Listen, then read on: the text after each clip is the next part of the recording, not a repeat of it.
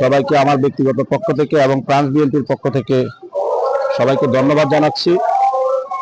আসলে আমরা যারা বাংলাদেশের বাইরে থাকি, যারা বাংলাদেশের বাইরে থেকে দলকে আমরা ভালোবাসি, দলের জন্য আমরা যারা বিদেশে বহির্বিশ্বে কাজ করি, আপনারা জানেন বিগত 17 বছর আমরা বাংলাদেশের বাইরে থেকেছি।